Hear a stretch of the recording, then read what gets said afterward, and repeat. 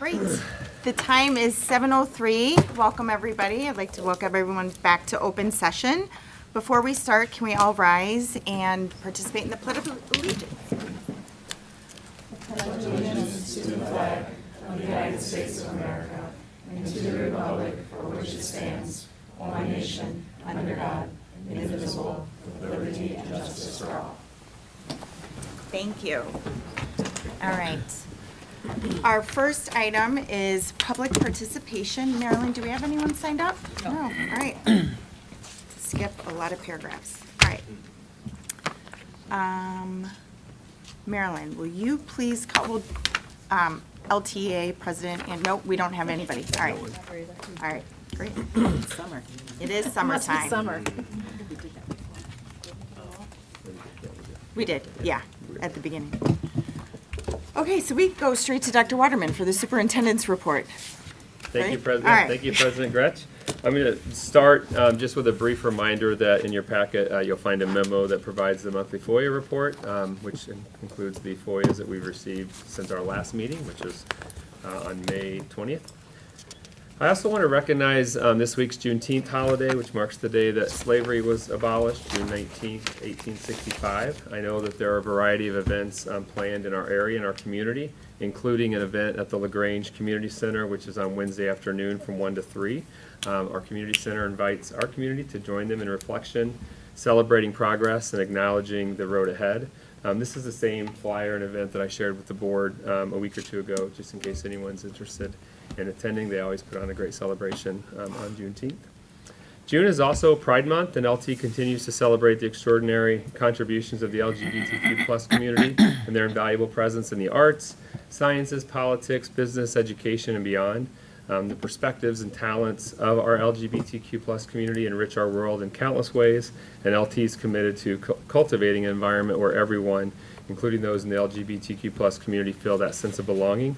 Each year, Pride Month provides us with an opportunity to reaffirm this commitment to fostering inclusivity at LT, promoting acceptance, and creating a future where love prevails over hate. It's also my honor tonight to present our final Vita Plena Award of the year. The Vita Plena Award, for those unfamiliar, has been presented by the superintendent to a deserving staff member since the mid-1990s. This award is generally presented to an individual who embodies the themes of inspiration, creativity, kindness, selflessness, and overall someone who really just goes above and beyond in service to our school community.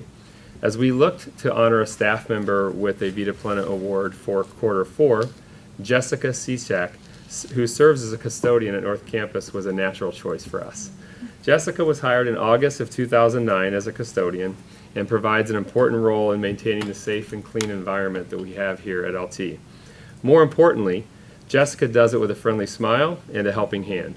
She is so well respected among all of our staff and is known for her friendly and kind demeanor and her aptitude for solving any type of problem you have.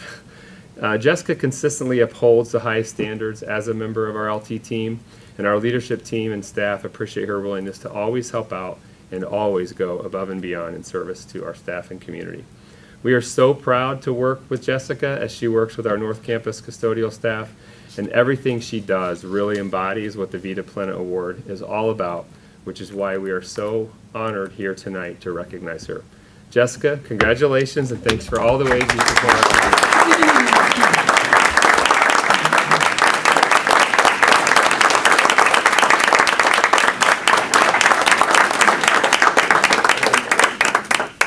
Little token of our appreciation. Thank you so much for everything. That's yours. Thank you so much. Thanks for taking such good care. Can I take a picture of the three of you?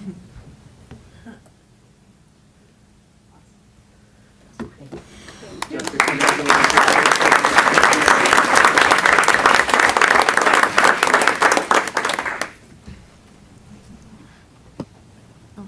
It is always so much fun to do that. It's working on that. I am honored and thankful for receiving the Vita Plena Award. It's a pleasure for being recognized. Thank you. Thank you very much. Thank you, Jessica.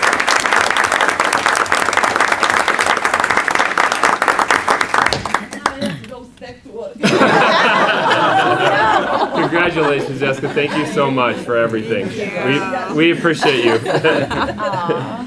Awesome. Thank you. Jessica, I just want to say that you are always a pleasure, and I'm still always like, you make my night when I get to see you. So thank you so much for what you do. You bring such a great positive energy to our buildings and to everybody you meet. Thank you so much.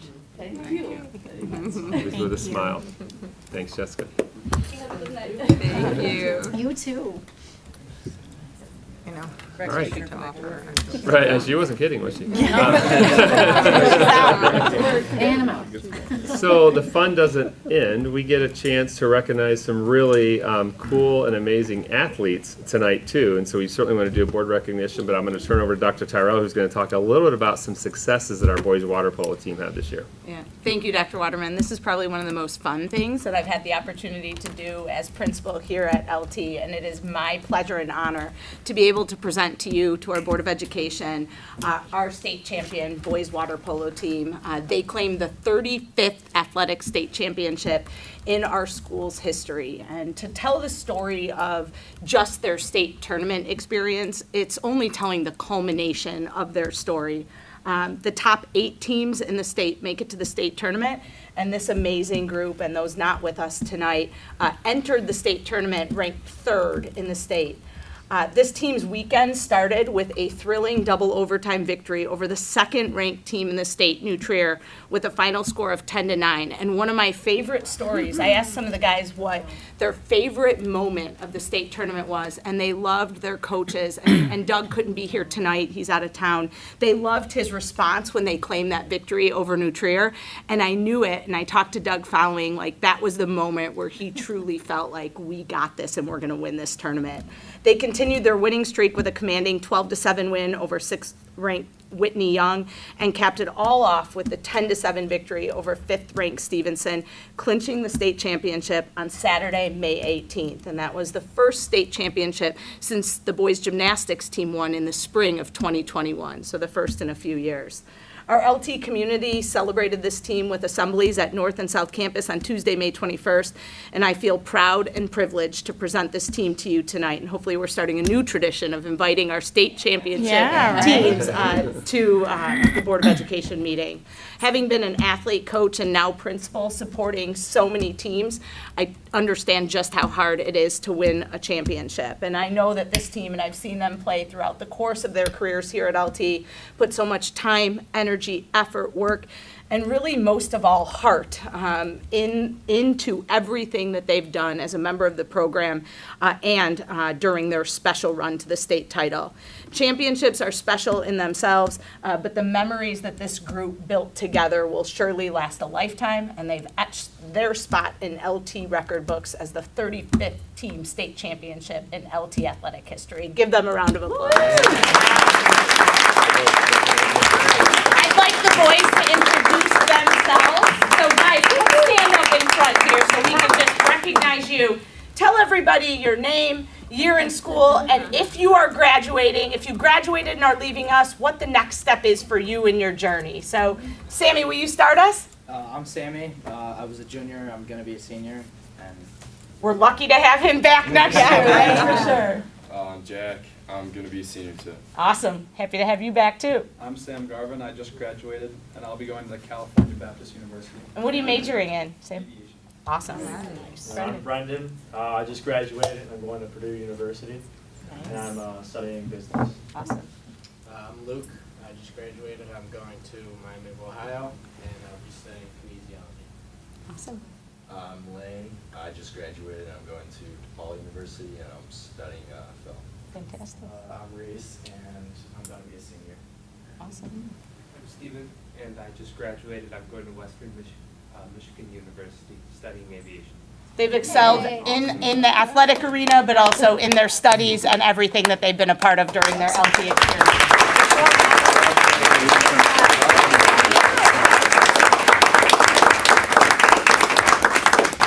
Yeah, we have some certificates to present to you on behalf of the city. We're hiring. Honestly, I'm impressed with one state, but even It's hard. Right over here. Garb? Congratulations. Yeah, I know, no. Congratulations. Steven? So awesome. Lane? Such nice young talent. And Reese? Steven? Yeah, let's have more. Yeah, Charles? Charles not here. Okay. Jack? Go. And Goalie didn't make it, huh? Brendan. One of our goalies. I'd like to get your picture with Dr. Waterman and President Gretsch, so come on over. Dr. Tyrell, do you want us to get one so you can get in the picture? You have to get in front, Joe. He's jumping behind, right? I'm so excited that they're here, though. I know, but I don't want to be. She's on this photo bombing. I know. She gets a little choked up. You know, she's gonna like, she gets so emotional. Ready, guys? 1, 2, 3. Do you want to get in it with them? Yeah. Thought you never asked. We have trust. Oh. Congratulations, guys. We're so proud of you. Thank We love recognizing students, and we also love when parents and guardians come out to see that celebration. We know that you guys represent a ton of car rides and pasta parties, and, celebrating and all that. So thank you guys for all your support of your student athletes. Thank you.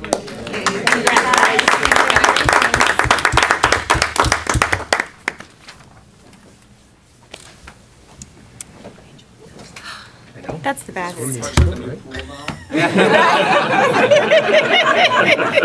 Back in August for that conversation. Very well done. Great summer. I know pool. Just Why not? Right, Why not? right.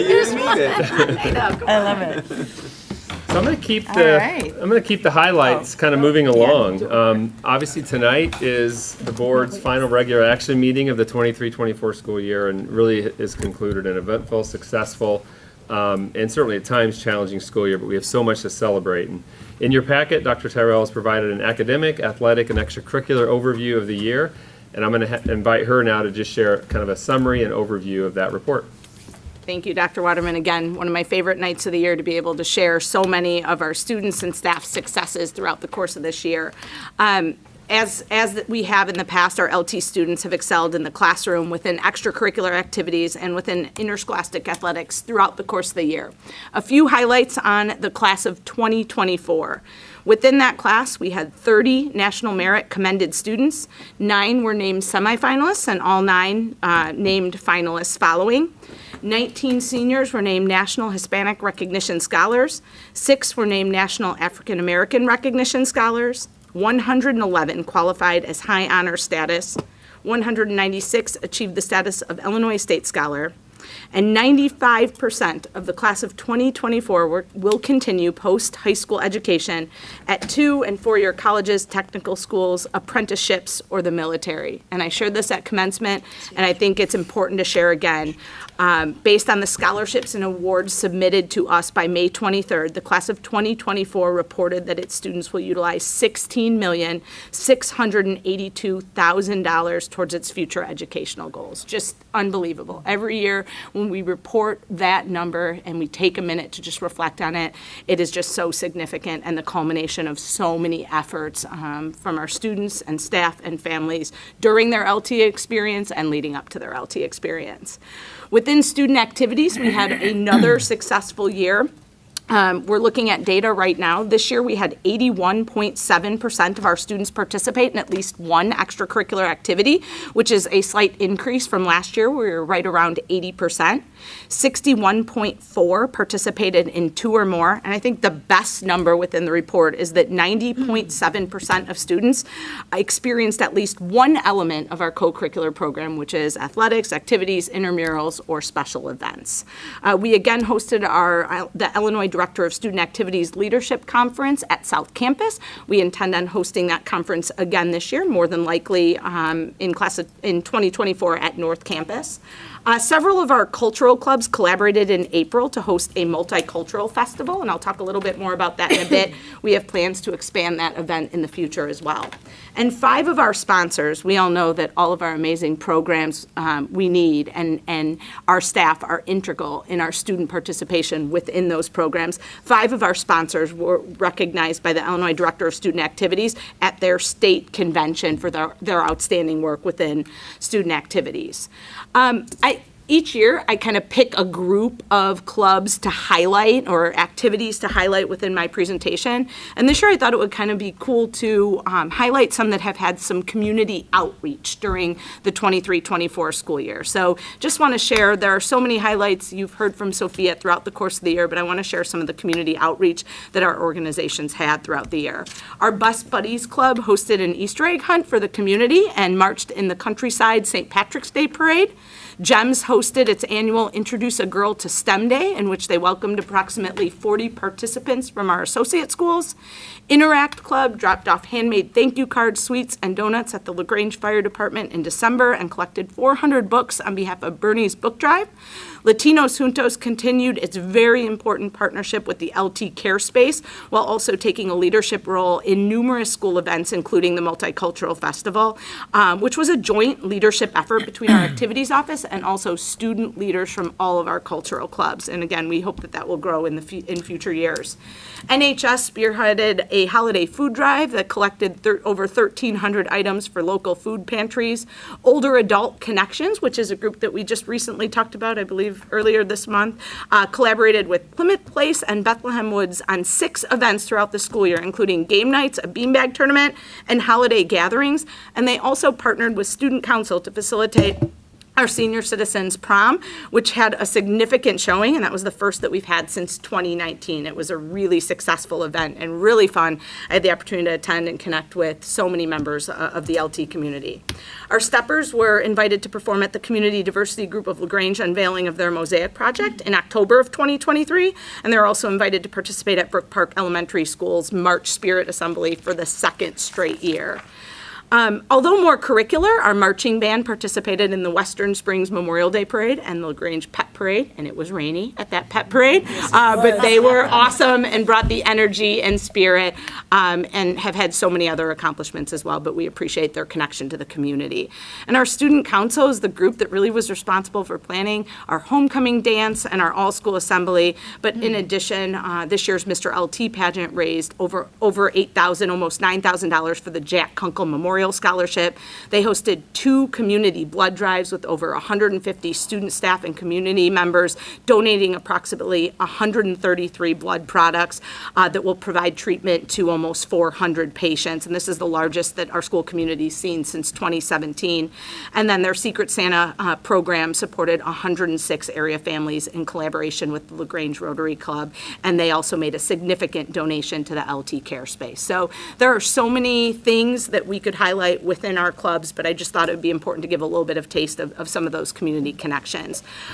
Building on kind of our water polo celebration, it was another very successful year in LT athletics. 9 teams finished in the top 10 in the IHSA State Series, girls swimming and diving 4th, boys soccer 2nd, boys cross country 4th, girls golf 10th, water polo with the state championship, girls water polo 3rd place, boys tennis 5th place, girls soccer 8th place, and boys volleyball 8th place. Our Lyons Den was a 3A, 4A finalist in the IHSA student section showdown. I love that because that's about our students' connectedness to LT and the fun that they have within their student experience. Boys gymnastics finished 4th in the Coaches Association state meet.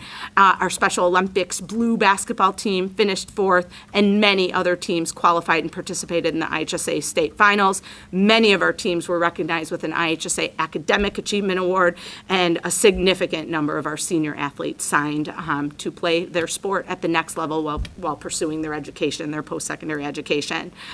It's a privilege to deliver this report, and it's also, I've shared this the last couple of years, it's also an absolute privilege to have a front row seat to so many of our students' competitions and games, performances, concerts, and theater productions, and I'm constantly in awe. I can't help every time I attend one of our students' events, regardless of if it's in a gym or in the Performing Arts Center or in the Reber Center. I'm constantly in awe of our students' many talents.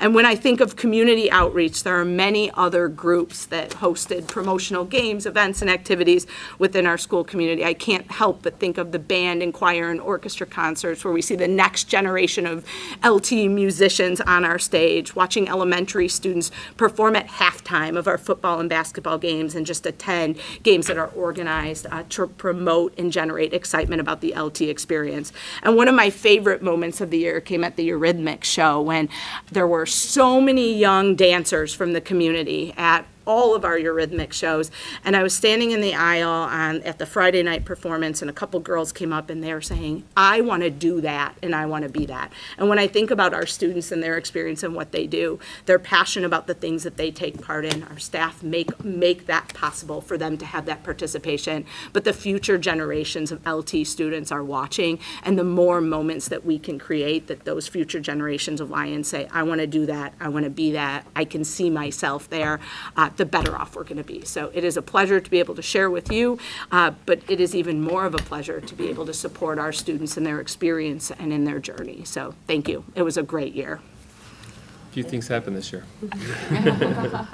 It's just spectacular. So, I mean, you guys have heard me in tears about this kind of thing. I'm just always in awe like you. It's just unbelievable, the opportunities they have. So thank you for sharing all of those details, because it's just incredible. I would only say that the huge kudos to you for, I don't know how you make it to as many as you do, and especially to our coaches and all of our staff that are really guiding our kids to the successes that they've had. There's a huge credit to them as well. So They do an amazing job, and they open the door for so many outstanding opportunities for our students. Thank you. If you're looking for a few more things to celebrate, at your table tonight is our end of the year magazine inside look. Community Relations Department did a really cool job of putting this together. It highlights a ton of stuff. There's an electronic version of this too on the website, so it's kind of like the electronic flip book, but we had a few copies printed for boards and things like that. So This was really enjoy. great. It also highlights some really cool things from the school year. It's really well done. Yeah, Yeah, this is I so really appreciate appreciated. having that. And I've noticed that, yeah, the energy, I've gone to the website a few times, and just being able to see all those slices of these moments that have gone on this year is like, just, it totally changes the feel and just really gives you a glimpse into what it's like, and, here at school every day. So thanks for doing that. So with that as a backdrop, I just want to share my appreciation to our entire school community for really everything that went into this year. I mean, when you think back, 9-10 months ago in August, when we set off on a new school year, just like every year, we really don't know. It's impossible to predict all the twists and turns that are going to happen throughout a school year. But at the end of the day, we just have a tremendous and unbelievable responsibility and opportunity to really shape the hearts and minds of our students and our whole community. And it takes dedication, it takes commitment, but it also takes resolve to continue to make decisions that benefit our 4,000 kids, our 400 staff, and the 11 communities that we represent. I'm just really proud of the work that this board has done, that this leadership team, our staff, our students, our parents, and our community have done this year. And I really hope that everyone has arrived at summer feeling proud of what's happened during the 23-24 school year, but even more so really excited about what's coming as we move into next year. So I wish everyone a great summer, and that concludes my superintendent report for this evening. Thank you so much. That was all good stuff. All right, so we'll move on to unfinished business action items, and we'll begin with the consideration of approval of the second reading of the LTHS Student Handbook and Code of Conduct. Dr. Owens. All right. Thank you, President Crutch. We discussed this at the Committee of the Whole meeting. I walked the Board of Education through the process that we embarked upon on the Code of Conduct revision, which was run through our Parent-Teacher Advisory Behavioral Intervention Committee. Valerie Robert, who's here tonight, was part of that as well. and highlighted kind of the philosophy for the change and some of the more practical changes that we would implement. Additionally, talked about our student handbook and some of the changes that were going to be made to the student handbook. The most substantive of that was the addition of the new code of conduct, or the replacement of the old code of conduct. Based on the conversation that we had at the table in early June, there were some corrections that I did make to the student handbook. So I highlighted those in the handbook and listed those out. My apologies, there is one that did not make it onto this list. I didn't have it, I just left it out, but it was the correction to the academic program and policy. It was the correction about the retakes specifically for dual credit classes. So I have updated that in my master copy, so that will be included in the new copy of the student handbook, but that didn't make the list. I did add in a different or additional district accessibility statement right at the beginning of the handbook to try to clarify that for those who may be coming to LT for any reason and needing to know more about how to access our buildings. Clarification to the mental health days. I believe, Paula, you brought up a good point of just some confusion there about needing medical notes, not needing medical notes. So put a statement in there that I hope clarifies that. The SRO acronym clarification was added, just a correction in a list of numbers, and then an attempt at the clarification of interpretation services for IEPs based on the conversation I think that Jill B. Daniels had, just again, making sure that parents know, guardians know that we do everything in our power to set that up ahead of time, that's not their responsibility, but certainly if someone feels they need an interpreter, we will provide that, but that we've got some systems in place to make sure that those needs are met and are planned for well in advance of those meetings. So those were all added in. And then the one more substantive change that was recommended was adding a glossary or some sort of key term page that would either go at the start or end of the book or potentially at the beginning of each section. Because that would be a larger change and really kind of change the design of the book, that's something that I think the committee should have some time to think about and design. So we'll bring that back to the board next year for approval. But I think it's a great suggestion and something we can accomplish. I just want to have more people with their eyes on that to make sure we're not leaving anything out and that it doesn't interfere with any of the user friendliness of the updated handbook. But any questions? Otherwise, we're just asking for approval on the student handbook and the code of conduct.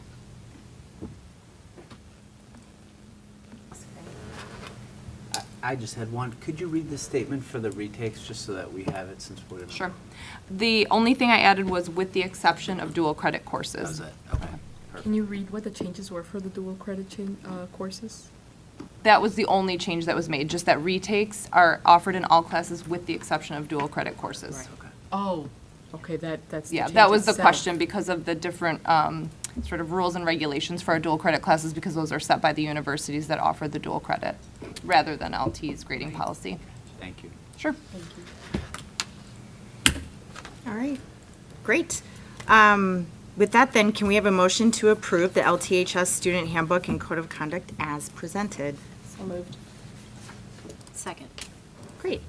Roll call, please. Member Vita Daniels? Yes. Member Dillon? Yes. Member Nava? Yes. Member Struing? Yes. Member Thomas? Yes. Member Alvarez? Yes. Member Gretsch? Yes. Great, thank you. That concludes unfinished business, and now we will move on to new business. And the first item is a change order for Sean Brown Enterprises. Brian Stacey. Thank you, President Gretsch. So as we go through the process of our construction, we from time to time will see change orders. Oftentimes they are for unforeseen conditions. However, this actually is not for an unforeseen condition. What's occurring here is that HAP Builders has informed us that they believe they can take on more of the washroom work this summer and complete that this summer. Of course, it's important that they complete it during the summer because we have to have the washrooms for the start of school in the fall. And so we've made that very clear to them. However, we would be adding 4 more washrooms in this particular process, and, well, let me come back to that. And so there would be asbestos removal needed in those 4 washrooms as well. The key here is that this is something that the district would either have to pay for now or pay for next year when we have those renovations. So it isn't really, yes, it's adding to the cost of this current contract, but it is an expense that we would incur next year with that bid for the asbestos removal anyway. So we're just accelerating the timeline for the work and then for paying for it as well. Late last week, I was informed that they may actually do 2 more washrooms as well. So there is the potential that we could have another change order coming for asbestos removal for those, but we've not had a construction meeting since we were not at last week's construction meeting, and so we'll have one this week, and we'll get a little more information about that. So once we do, I can bring that back to the board and let you know. So the total cost here is an increase of the contract with Sean Brown Enterprises for $12,200, and that is for the asbestos removal in those 4 washrooms that, as of right now, we are planning on renovating and having those completed for the summer, in this current summer cycle. I'll be happy to answer any questions you may have on that. That's great news. What do you think about the price? I think it's good. Yeah? Yeah, I think it's good. And if they are able to do more, there's no hang up, like you don't need us to, you can still, I don't want us to like hold that up, we're not meeting again until August. There shouldn't be any reason to. No, historically, we have, if something would come to us in July or, before the August board, we would bring it back to the board at the August committee of the whole meeting, inform you that, look, this has changed, something here has happened. We would let you know that. And of course, if it was major, we would certainly let you know before that, so, you would have that information. But that's how typically the district has handled it in the past, and we would do the same here as well. Yeah. I mean, I think it's always encouraging when we can get our projects done ahead of schedule. I think it benefits everybody once they get back into Agreed. into the buildings after summer. Agreed. Thanks. That's good news. Everybody good? All right. Pretty straightforward. Thanks, Brian. Thank you. All right, so can we have a motion to approve the Sean Brown Enterprises change order as presented? So moved. Second. Roll call, please. Sorry, Member Marilyn. Dillon? Yes. Member Nava? Yes. Member Strewing? Yes. Member Thomas? Yes. Member Alvarez? Yes. Member Vita Daniels? Yes. Member Gretsch? Yes. All right. Thank you so much. And then our final item is action from our closed session regarding a student disciplinary decision. And I will read the full resolution to begin. Resolution authorizing student disciplinary action. Whereas the Board of Education of Lyons Township High School District Number 204, Cook County, Illinois, reviewed the board-appointed hearing officer's report concerning the expulsion hearing held on June 10th, 2024, in the matter of the discipline of student 2024-01 pursuant to Section 10-22.6 of the Illinois School Code, and whereas on the basis of all testimony and evidence presented at the hearing, the board has determined that student 2024-01 is guilty of gross misconduct and disobedience as set forth in the attached written decision. And whereas the board has further determined that student 2024-01 should be expelled from Lyons Township High School District Number 204, Cook County, Illinois, for 2 calendar years, effective immediately. Now, therefore, be it hereby resolved by the Board of Education as follows. Section 1, that the written decision is adopted and incorporated herein. Section 2, that student 2024 is expelled from Lyons Township High School District 204, Cook County, Illinois, for 2 calendar years, effective immediately.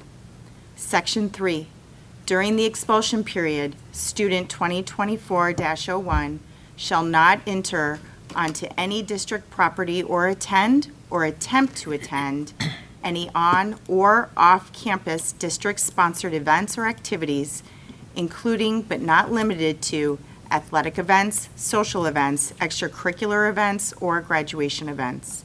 Section 4, that the superintendent or designee shall send written notice to the guardians of the student informing them of the board's decision. Section 5, that this resolution be in full force and effect immediately upon its adoption, adopted this 17th day of June, 2024, by the following vote. So with that, we need a motion to uphold the May 20, 2024 suspension for student 2024-001 and to approve the recommendation for expulsion of student 2024-001 and adopt the resolution as presented. I move that the Board of Education, after consideration in closed session, uphold the May 20th, 2024 suspension for student 2024-001 and approve the recommendation for expulsion of student 2024-001 and adopt the resolution as presented. I second the motion. Marilyn, would you please call the roll? Member Nava? Yes. Member Struing? Yes. Member Thomas? Yes. Member Alvarez? Yes. Member Vita Daniels? Yes. Member Dillon? Yes. Member Gretsch? Yes. Okay. Thank you. And we have one more item that is informational this evening, and that is the strategic plan year 2 summary. Dr. Waterman. Thank you. So it was actually 2 years ago at this at this meeting that the board formally adopted a long-term comprehensive strategic plan. So we just finished year 2 of quote-unquote living or implementing our community's plan. We kind of went into this process feeling like it was going to be about a 5-year process. So we're not quite halfway there, but we're quickly and surely we're getting halfway there. So what we did last year as we ended year 1 of it was, as the board, I think the board knows that throughout the year, we asked the board to take a deep dive on each goal at several meetings throughout the year. October, we've typically looked at goal 3, which is staff, high quality, diverse staff. November, we typically look at goal 1, which is our student achievement. December, we've taken a look at goal 4, which is our family community partnerships. January, we look at goal 2, which is our learning climate and culture, and then February, we look at goal 5, which is our resource effectiveness and efficiencies. So we do that throughout the year, and those have typically been, really significant discussions around that goal, the strategies aligned to that goal. We've also kind of gotten in a really good routine of each June, just giving a snapshot of the year for all 5 goals, and also giving a little look ahead of what's coming next year. So we're going to do that tonight. There's a few things that have happened over the last month with our leadership team and our staff, and it started in mid-May when each goal has an action team as a part of it that includes our staff. There are anywhere from 15 to 20 staff members that serve on the action team for that goal, and their role is really oversight, to provide insights into our goal, to make sure that our priorities are in line with what we want them to be. And so our action teams in May spent a lot of time looking at what happened this year, our celebrations, maybe some things that we said we were going to get to that we didn't get to, so those automatically become our priorities for next year.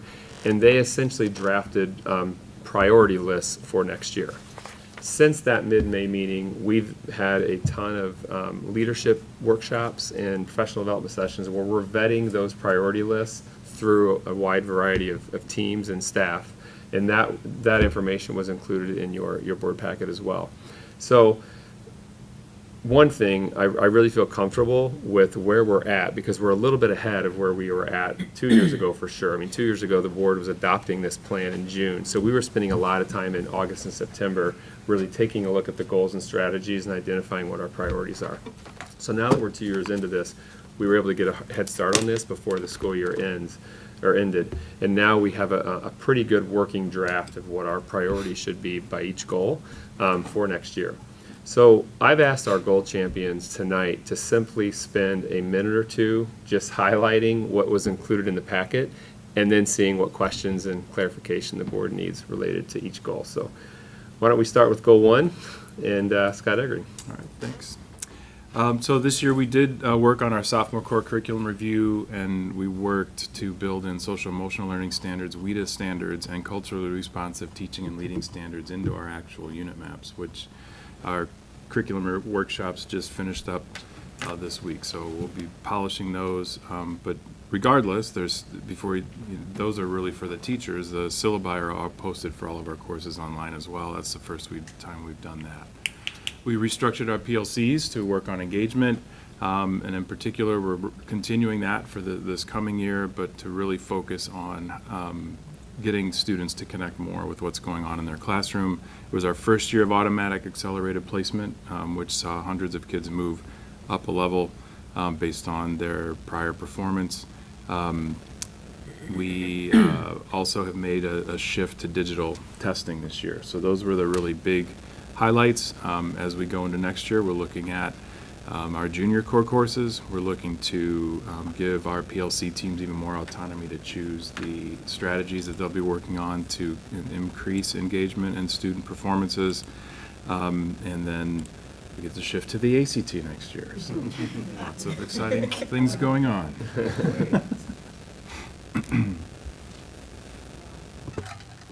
Questions or clarification from the board on goal 1? That's impressive movement.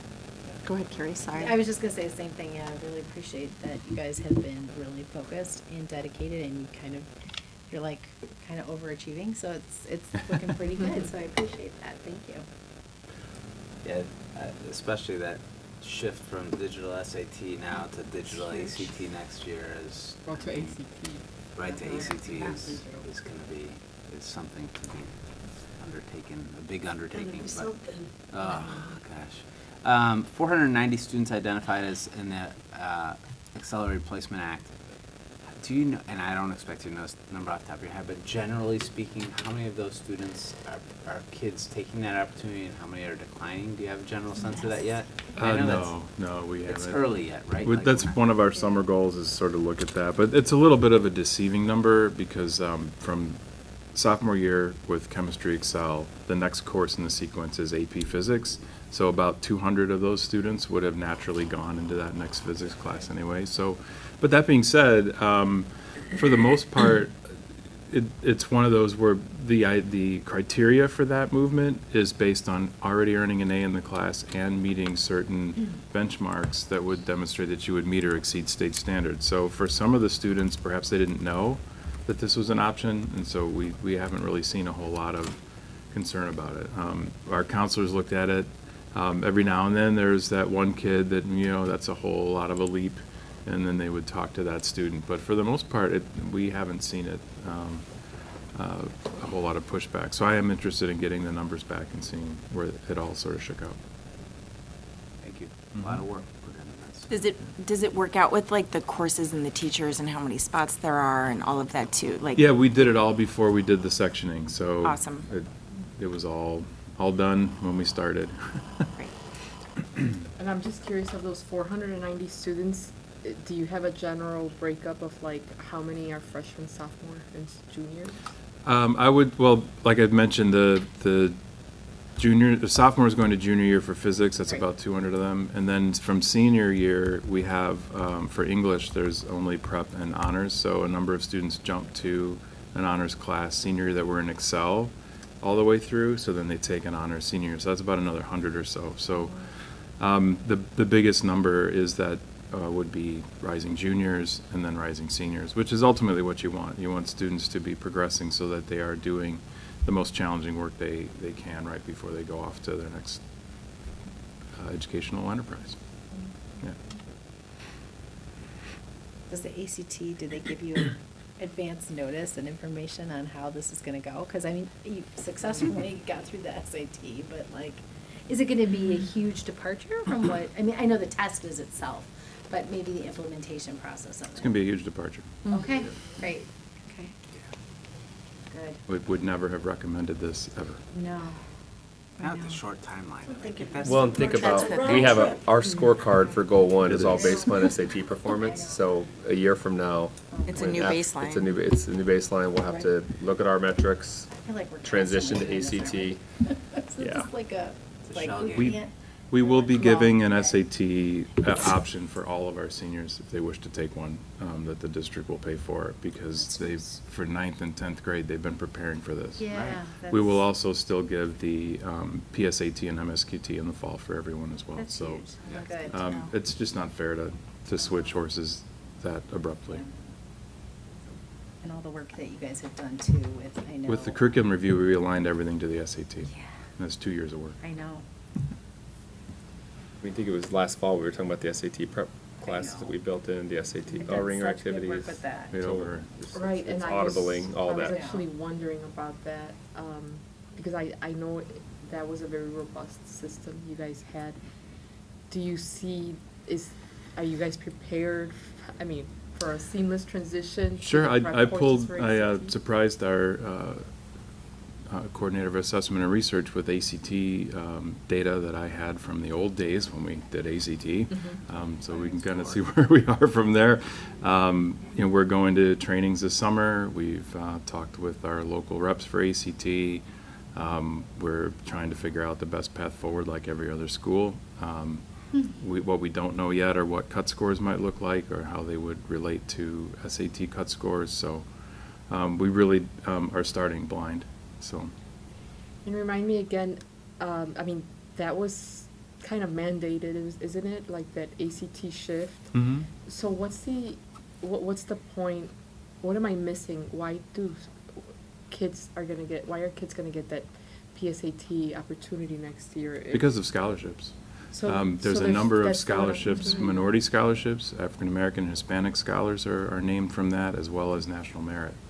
Okay. And so to not offer that, it would actually be denying students opportunities. No, thank you for drawing that. ACT doesn't offer those components. So basically, the SAT, PSAT is scholarship opportunities. So students can still keep working towards those goals or taking them on their own. But that ACT is the other, just you can't get around it. ACT is the test that all juniors must take in order to graduate, and that will be used to calculate our high school rankings and ratings. And then what colleges are looking for and so forth. Colleges will take either or neither. Either or neither, okay. Separate test optional. So will you keep, I assume you're not gonna keep any of the SAT prep courses then? So we've actually redesigned we have done already, we have redesigned our test prep to include both tests. So there are some similarities. We're adding an extra couple sessions, and students will learn basic standardized test strategies, and then they will learn specific ones to both the SAT and the ACT. And we've also learned that the ACT will replace the Illinois Science Assessment as well in the spring. So That is huge. that's another really big shift that So there won't. curricularly I don't. Yeah, Which is all right. probably a good thing. One less That is a good standardized test, which is good. Yeah. It is one fewer standardized test, but the ACT Science test is not measuring what the previous test measured. And there really isn't really a rollout. Like they just kind of Yeah, there's no. It's coming. flip it. I don't know if that's a roll. I don't really know if that's a rollout, making it like. Thank you for being so responsive to that and making sure that it's not to the detriment of the students, to the best of your ability. We'll definitely do our best. It's unfortunate, but it's where we're going, and so we got to be ahead of it. So. Scott, did the state provide rationale for this? Yes. So, yeah. So I love the laughing from the audience. it's a bid. I know So it's a big question. it's a bidding process, and so there's a rubric, and ACT and SAT both submitted their proposals. The rubric that the group measured, it came out clearly on the ACT side. It's about $10 million cheaper, and because it went through the full process of bidding at the state level, it is a binding bid. No matter, we complained, we offered concerns, but it wasn't a part, what we were concerned about wasn't a part of the rubric that was used to measure. And I'm sure you weren't the only ones. Right. I'm sure. Thanks to you and Christine again for all the work you guys Yeah, are well, doing. we just got to help Christine. Right? She'll do great, but yeah, it's a shift. Any other thoughts on goal 1 before we do a quick flyover of goal 2? Thank you. Thanks. All right, thank you. Well, I get to be the lucky person to steward Goal 2, which is our learning environment and supports. I always struggle with this assignment because it's really hard to shrink the list down to something that fits on one page. But I noted the highlights in here for us this year of co-teaching both in special education and our multilingual program. Today, in fact, was our first day of our summer workshop where both of those groups of educators were together getting a lot of training. So we are moving right along with those endeavors and expanding our offerings for co-taught classes for our special education students, but also in our multilingual program. Highlighted the work with our PTA BIC committee with the full revision of the code of conduct. That was a project that lasted throughout the year and took a lot of work from many to get to where we are today, which was approval of the new code of conduct, which was really exciting. And we feel like there's already some really exciting things kind of coming out of that or aligning with that. I know Dr. Tyrell has worked with our athletics director and department to start working on some extensions of that and working on sort of the beliefs and core values of our athletics program. And so it's really exciting to see how this sets the foundation for some of that work. Our restorative intervention room, obviously our building team has been really hard at work all year on creating the proposal for that restorative intervention room, what that's going to look like, the implementation, and culminating in the hiring of restorative intervention specialists for each campus. And so those staff members have already started working to get some training and start planning, which is really exciting.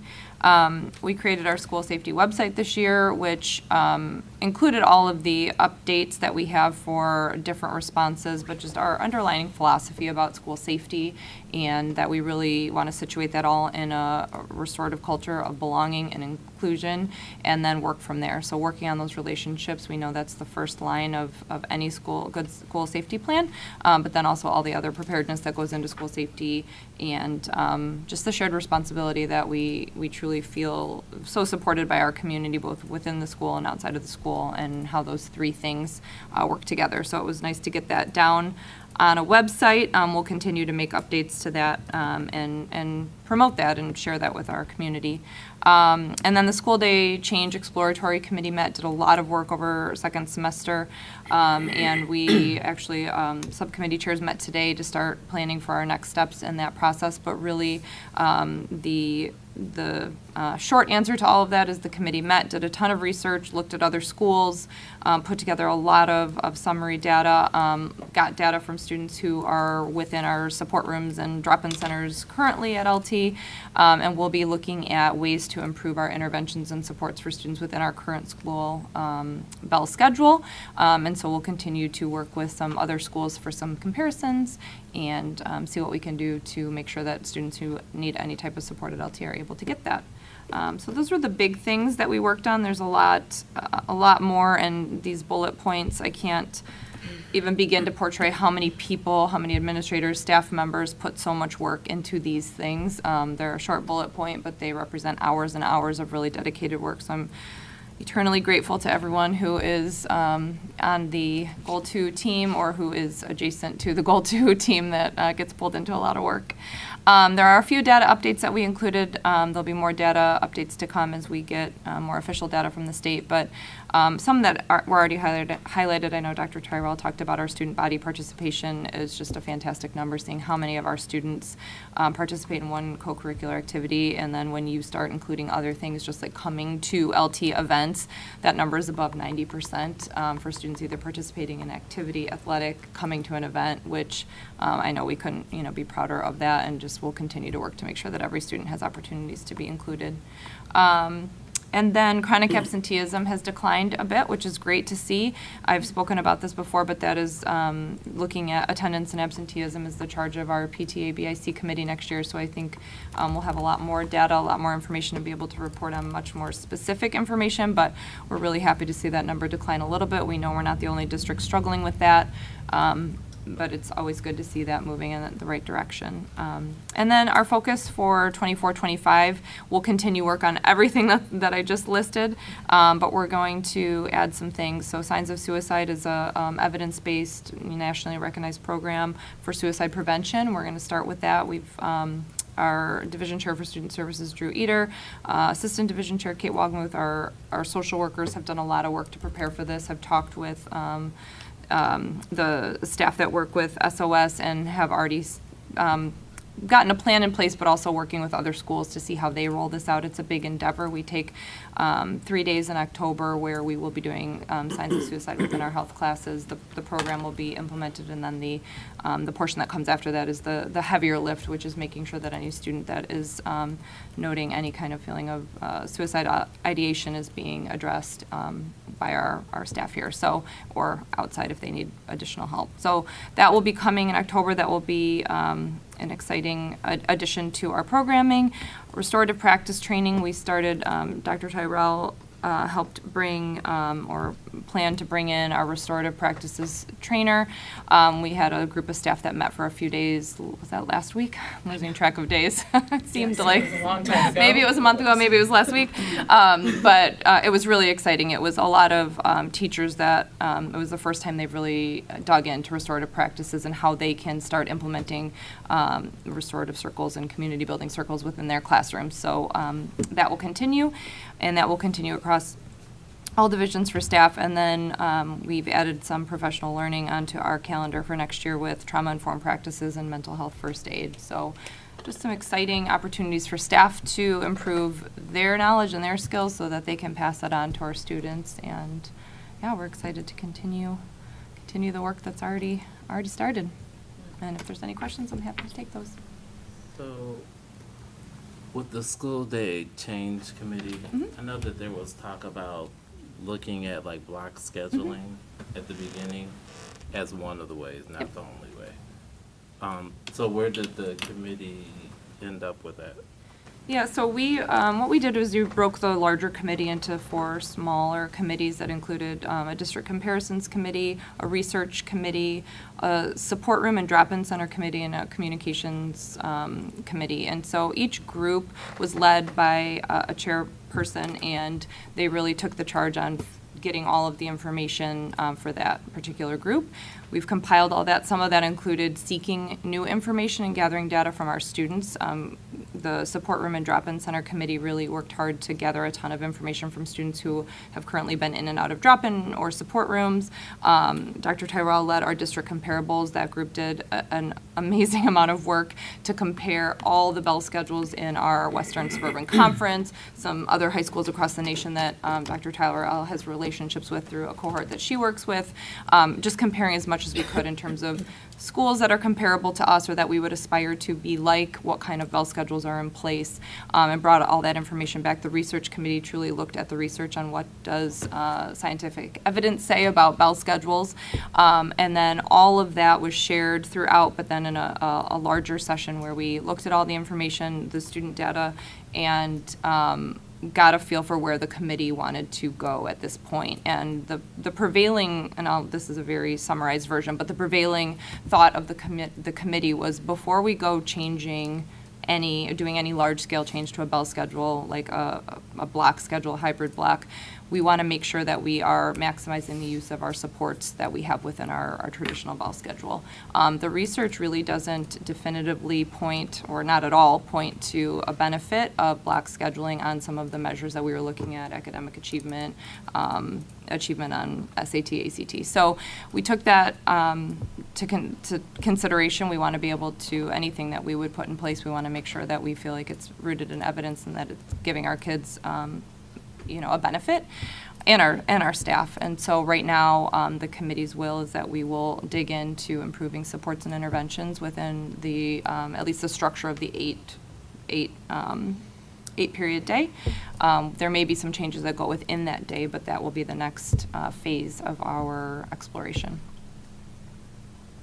Okay, thanks. Yeah, thanks for asking that question. That's really awesome, and I appreciate that approach, Leslie. Yeah. Yes. It was honestly, just to plug that the committee did so much work. I don't know that I've ever been a part of another committee that has done so much in such a short amount of time. The staff that were involved, the administrators that were involved, were really committed to digging in and uncovering so much information and sharing that. So honestly, it was a really exciting group to be a part of.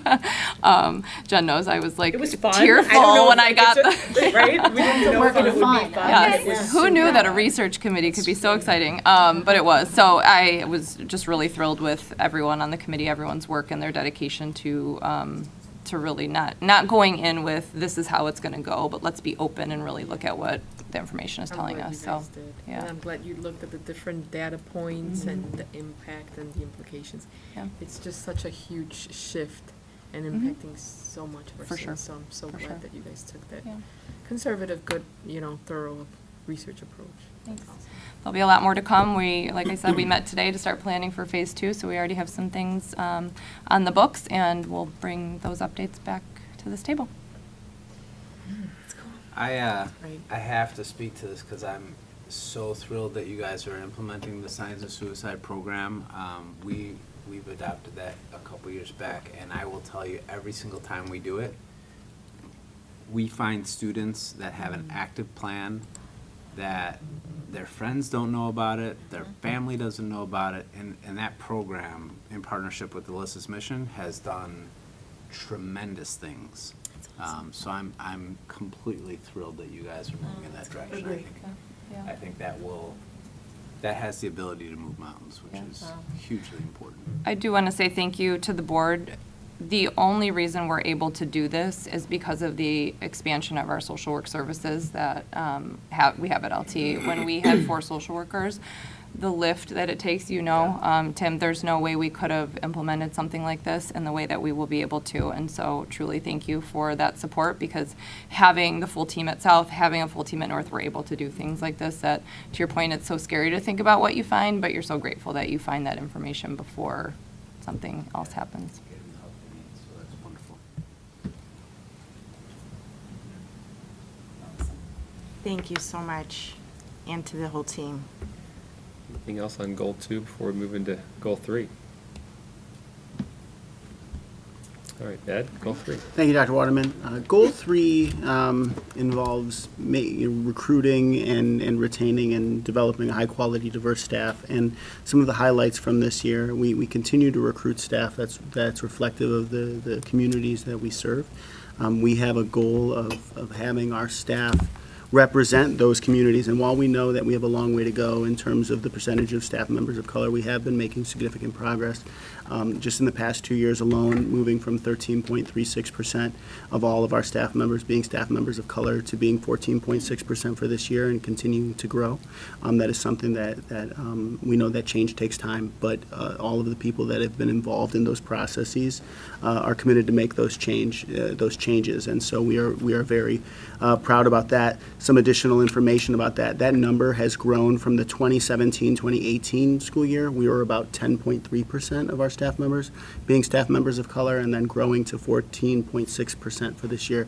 That's a 40.8% increase in that time. So there's been a lot of growth, and we continue to do that. And the things that we are doing to help support that, a lot of that, I cannot credit Dr. Rowe enough for the work that she's been doing in her role and in partnership, not only with Human Resources, but with the division chairs, the building leadership team, essentially everybody here.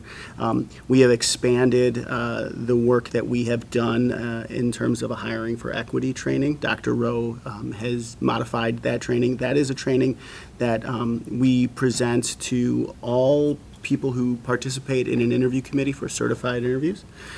So we began that process last year.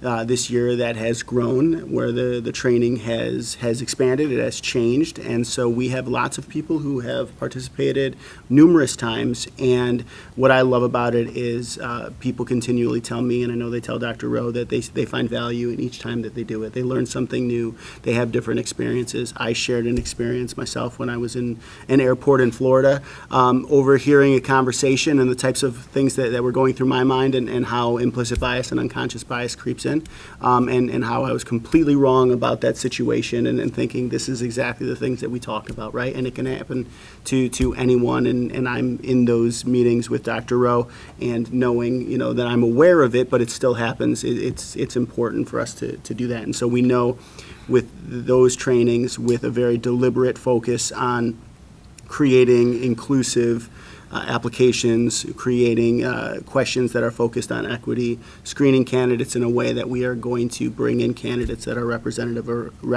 of our community. We know that work is taking place, and that movement is happening. In addition, we have also hired additional staff members with special population endorsements, specifically with that ESL endorsement. We know that we've expanded our multilingual offerings, and so we've hired staff members with those bilingual endorsements. But hiring staff members in other curricular areas that have that ESL endorsement, which only further strengthens those multilingual offerings as well. And hiring certified and administrative staff members who have not only educational preparation, but also experience in equity work, not only from student services perspective with social workers that we've brought in, but with administrative hires as well too. So we're really excited about that, because we are bringing new people into the district who support the work that this district is doing and can further that work as well. We talked a little bit about the implicit bias training ahead of the interview process. One of the things that Dr. Rowe really worked on a lot this year was to provide an implicit and unconscious bias training to all of our work groups, with the exception of buildings and grounds for this year, but we're going to focus on buildings and grounds for next year. A workshop entitled Who, Me, Biased, that she presented to all of our work groups, like I said, with the exception of buildings and grounds, at Institute Days, at Late Start Wednesdays, at various times throughout the year, which really does a lot of the same things that I spoke about from that hiring perspective. We can't really combat implicit or unconscious bias if we're not aware of it. And so Dr. Rowe and her team did a great job of doing that. We're going to continue that into next year as well. Some of the other work that she's been doing was the continuation of the monthly gatherings of her Best Affinity group here at LT, and expansion of the Illinois Affinity Group Network. Then we had it was the second conference this year, right, Jen?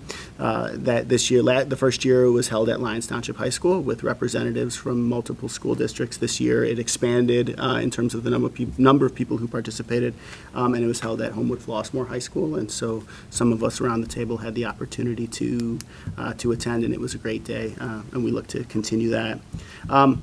And then some of the other things that the board's been made aware of: the significant revision to the LT professional appraisal system, with some of the most significant revisions in my time here in this role that we presented to the board at last month's meeting. We'll continue that work into next year to really build out some of the additional work, or some of the additional elements of it that will come into year 2 of a certified evaluation plan.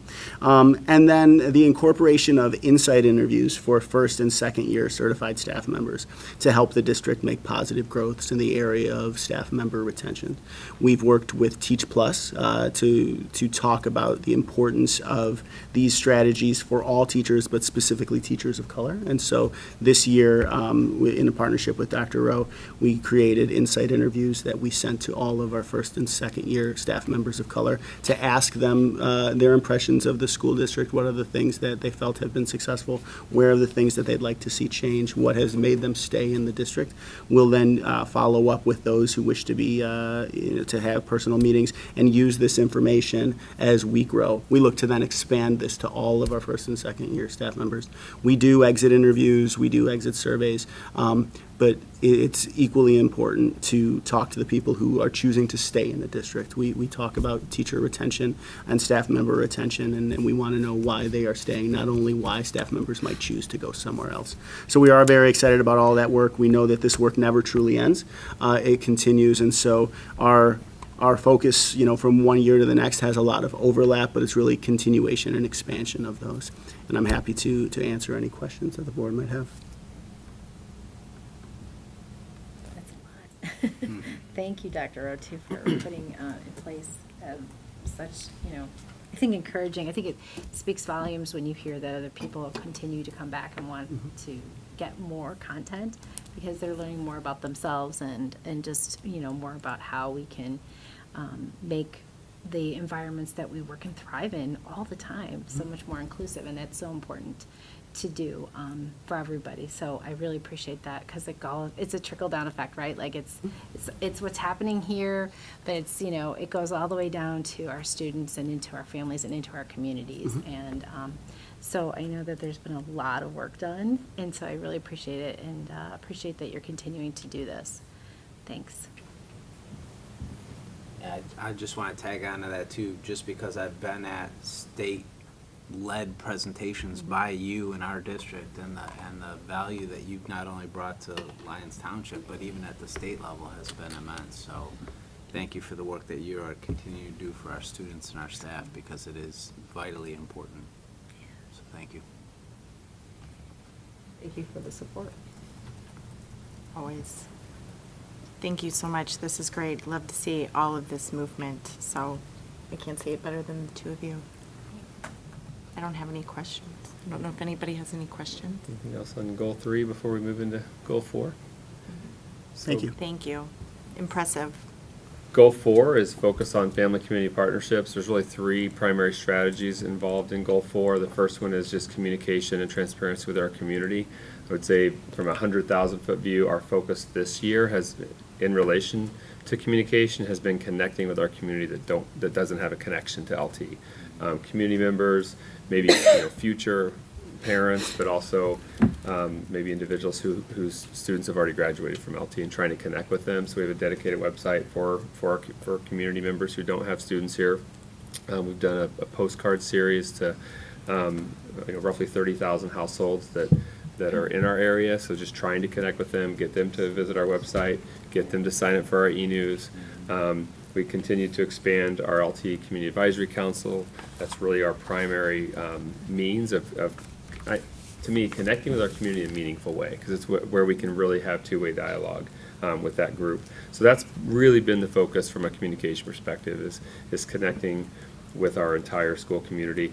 We've, of course, continued to host community connection events like our BIPAC committee, our Sankofa event, Building an Inclusive Community event, and all the different meetings and celebrations, open house and curriculum nights and parent-teacher conferences, and all those different ways we want to get our parents and our community into our school. We've continued the Excellence Innovation Empowerment Spotlight, but also just trying to put out as much video content as possible with strategic plan related stuff and just other celebrations and really cool things to highlight. So we definitely want to continue to do that. And I mentioned the postcards before, but just the electronic communications as well that we send out.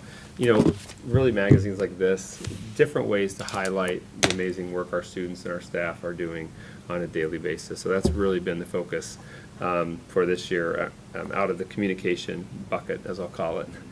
The second bucket, the career pathways bucket, we completed the state approval process this past year for general education, for entrepreneurship, for computer programming, and for aviation/airline.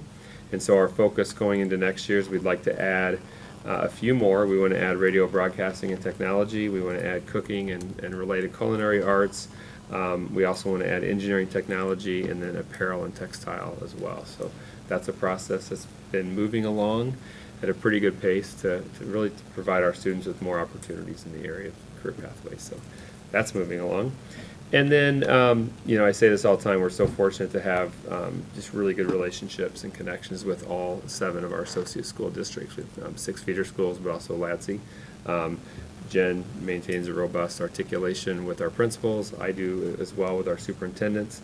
We're planning an event coming up in September where we'll invite the superintendents and leadership teams from all of our associate schools to sort of give them the update on where we are in our strategic plan and some of our priorities for the school year. We also want to hear what their priorities are.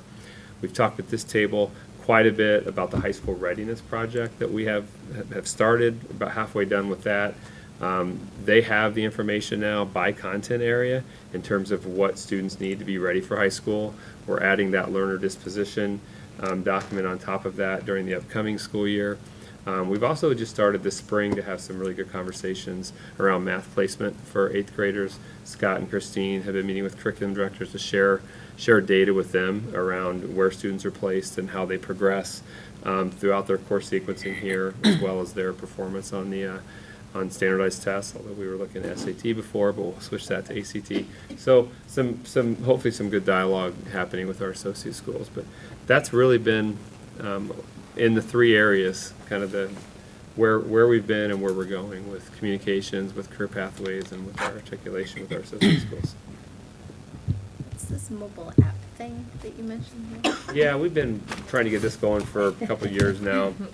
It's really just an app that will allow students and parents to access information related to LT. So we were forced into doing another website update. I mean, we just did a website refresh 1.5 years ago, and it transitioned now from Blackboard to Final Site. So we're forced to do that again. So that's actually happening like this summer. So part of that is launching a mobile app at the same time. Thanks, I know. And there was so much work that went into that overhaul. I think there's some good that will come out. I mean, For sure. there'll be some good refresh that will come out of it, but to your point, it's I know. It's still a lot of work. little sooner than we thought we were going to have to do it. I was just curious when you're talking about all the different constituencies, and this is just because I don't know.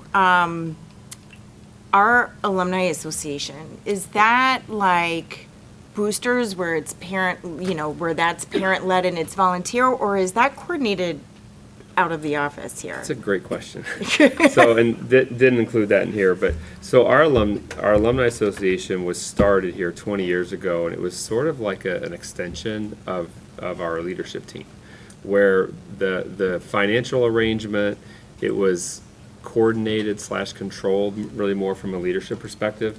We're actually transitioning that to be more of a standalone organization where it'll be a 501c3. Oh, good. Because they've expressed an interest in being able to get donations, more donations.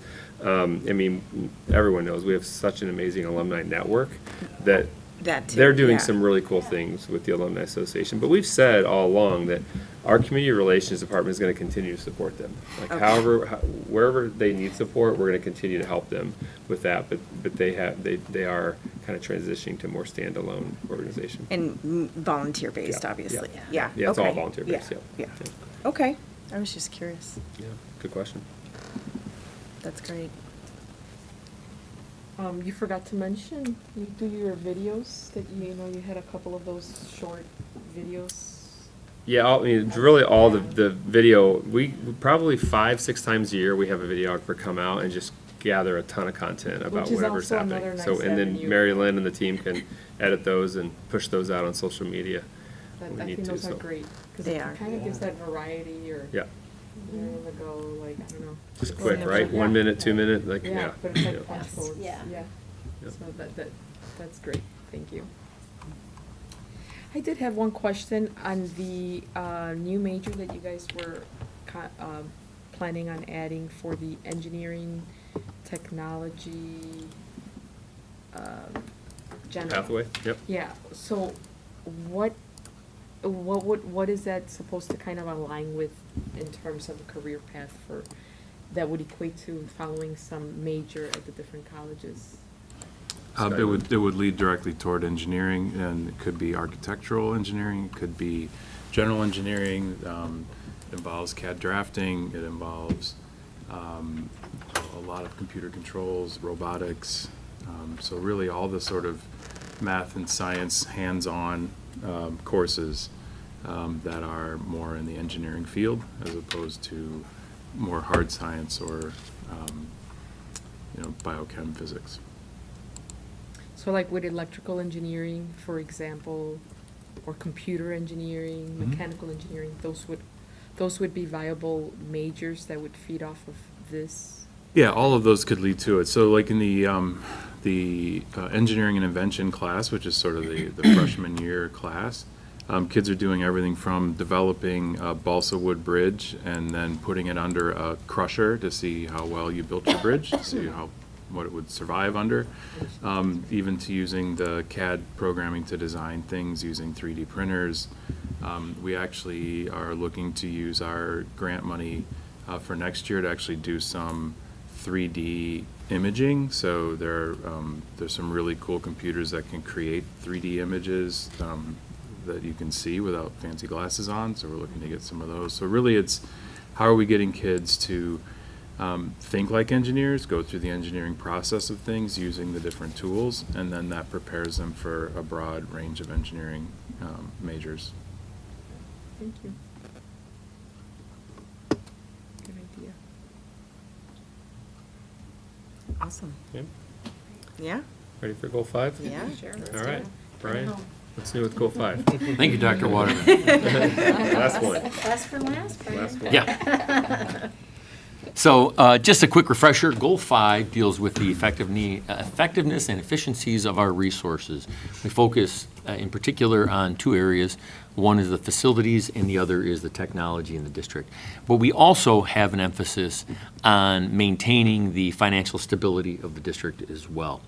And so those 3 pieces put together, really the financial stability, we look within those financial parameters for dollars that can be spent on the continual upgrading of our technology throughout the district, and then, of course, our facilities within the district as well. And so what we're working on this past year we were thrilled with the fact that on the facilities side, we were able to complete both bond sales this year, which will probably end up at the end of the day with about $28 million for the district. I didn't mention it here, but of course, the AAA bond rating is a real strong point for the district as well, which is good. So those are really two successful pieces there for the district that we're happy to obviously get completed. And so, obviously, with that, as you know, we're moving forward with the projects at South Campus. The construction there has begun. If you've been around there, you can see the construction fencing up. You can't see much of the renovations taking place because a lot of it is on the inside of the building, but you'll notice now that the Exit 25 foyer at South Campus has been completely removed. And so those projects are starting in earnest. And then, of course, as we talked about, not just the cafeteria, but the renovation of the existing cafeteria to the music facilities, the washrooms we've talked about, the additional air conditioning in the E-wing. So we have a lot of things happening there at South Campus. So we're going to be managing those throughout this summer as well, and really throughout the next year. So that's going to be the focus of at least the facilities portion of Goal 5 for at least part of it for this coming year.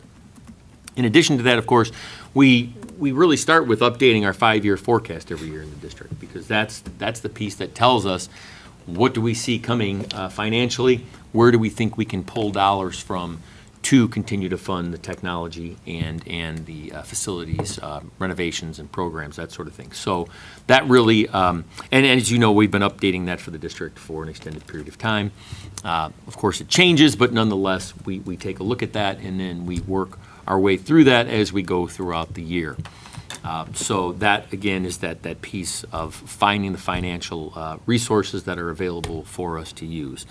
On the technology side, we have continued this year, and again, I have to say, Ed Tennant handles really the majority of this portion of the goal with me, where, obviously I can use technology, but certainly don't have the knowledge that Ed does, and so Ed does a fabulous job with that as well. We have continued to improve our wired and wireless infrastructure within the district this year, and we're going to continue that into next year. Additionally, we are currently replacing I don't know, how many years is the phone system, Ed? 20-year-old phone system within the district that is really struggling to function at this particular point. And so that process has begun as well. And those projects that I was just talking about were all part of our most recent 5-year technology plan. So along with the 5-year financial forecast, we also have this 5-year technology plan. We will be entering the 5th year of the 5-year technology plan next year. So one of our main focuses for Goal 5 next year is going to be to revise that 5-year technology plan going forward. So we'll be looking at, what needs to be replaced. And again, as you probably know, if we replace something here in the district 5 years ago, 5 years in technology world is pretty much forever in most cases. And so some of the items that perhaps we replaced 4 years ago now, but coming up on the 5th year, we'll be replacing those again and upgrading those again, and that'll all be part of that 5-year technology plan. And of course, finding the financial resources to continue to fund that as well. It's interesting to note, if you look back at the district, probably 8 to 10 years ago, we were spending probably $200,000, $150,000 to $200,000 a year in technology resources. We are now well above $1 million annually. We're about $1.2 million to $1.3 million annually in technology resources. So that's quite a difference and quite a jump in terms of the expense. Some of that, of course, was hastened by the pandemic. I think a lot of districts found themselves in a situation where you had to upgrade your technology immediately in those situations, and Ed and his team did an excellent job of that at that point. So anyway, that was just kind of a side note to what we kind of where we've been spending our dollars. We typically spend about $2 million to $3 million a year annually in facilities projects as well. Again, that does not include the current bond projects. Recently, as some of the board members may recall, we actually use some of our fund balance for some of our projects too. So that's another option. One of the things that we, from a 24-25 perspective, of course, is that we'll be looking at the bid specs and the bid pricing for the North Campus projects that potentially could begin in the summer of 25. So we'll be reviewing those and seeing where that may take us. And then, of course, we're, as I mentioned earlier, continue to monitor those projects at South Campus. And then, of course, we will, need to continue to look at funding sources for the projects. As we know, the bond sale is good once every 10 years. And so the earliest the district at this point is going to be able to go back and sell bonds, for the most part, is going to be in probably the fall of 33. And then potentially in the winter of 34. So we know that funding source is exhausted for some time. We know that we have our fund balances, and we know where we want to try to keep those. We've had some of those conversations recently. And so then we'll obviously have to continue to look at potential other funding sources for the facilities projects as well. As you know, we have that facility study that outlines a large quantity of projects and a large dollar amount of projects as well that the district probably should undertake at some point. And so we'll have to continue to look at those funding sources also. So that's our quick outline of Goal 5 and where we're headed and what we'll be doing. We'll be very busy, obviously, as you can see, related to Goal 5 over the next, for sure, 2 years, maybe longer than that. So that being said, be happy to answer any questions.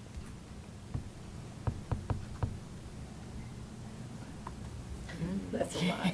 You've left us speechless. You always do. I know. Well, we've had tons of a conversation about this recently. There's going to be more to come, like you said, but I always appreciate what a solid position you make sure the district is in so that we have options. Yeah. That's always the goal is to make sure that financially the district is stable. I mean, and it's interesting because I said this to our central leadership team, and that is Goal 5 kind of umbrellas all of the other goals, right? Because of that financial piece, everything else we do in every one of the other goals, there's a financial component involved in that, whether it's hiring additional staff or whatever it might be. Those are always involved in that. And so certainly, again, that tool, that 5-year forecast is really invaluable. Where you plug in those expenses and you continue to see, hey, where are we going? And are our expenses less than our revenue? Are they meeting our revenue, or are they above our revenue? Hopefully we don't get to that point, but that's the important piece of this, that really drives all of that financial discussion and conversation. Thank you. I will say I like looking at the Facebook and Instagram posts of the construction because we're finally starting to see the fruit of all that labor. Oh, yeah. Yeah. Not, like not on there. You gotta two get plus on there years and of see it, planning. right? Yeah, they're absolutely. breaking ground. Yeah. Good job. Thank you. Thank you. Thank you. So a couple things that are coming here in the next couple of weeks. We're, as I said before, we're getting near the end of finalizing our priority list for next year. Once we polish that, maybe for another week or so, I'm going to share that with the board. So always interested in hearing feedback. If you guys feel we missed a priority, please let me know. We're also going to take a look at our interactive scorecard, make sure if we have data that's current, we'll update that. As you know, the data comes in at different times throughout the year, but we're going to get that updated. We also have just a lot of content on the strategic plan website, and so we're going to streamline that, archive. If it's 2 years old or a year old, we'll archive that. We'll update it with the current priorities, the current goals and strategies. So that's on our summer to-do list. Great. Thank you. Right. Thanks for taking the time to go through everybody and, pull it together like this. It's always nice to see it all comprehensively. Absolutely. Thanks. Okay, so that concludes all new business items for this meeting. But we do have our consent agenda portion of the meeting, and that includes the following items. Payment of bills and financial statements for our LTHS and LADSI for the month of May 2024. LADSI's fiscal year 2025 budget information. Approval of depositories and signers. Human resources items for LTHS and LADSI, including stipend committee recommendations, review and approval of the meeting minutes opened and closed sessions, overnight student travel, and donations. So can we have a motion to approve the consent agenda as presented? So moved. Aye. Second. Thank you. Marilyn, would you please call the roll? Member Struing? Yes. Member Thomas? Yes. Member Alvarez? Yes. Member Vita Daniels? Yes. Member Dillon? Yes. Member Nava? Yes. Member Gretsch? Yes. Great, thank you, everybody. The final agenda item is the second opportunity for our audience members to give comments or feedback to the board. Marilyn, do we have anybody signed up? No, all right. Well, then with that, may I please have a motion to adjourn the meeting? Second. Great. All in favor? Aye. Opposed? We're adjourned. Thanks, everybody. Have a everyone. good night Have a great and a great night. summer. Have a good week. Yeah. Yeah.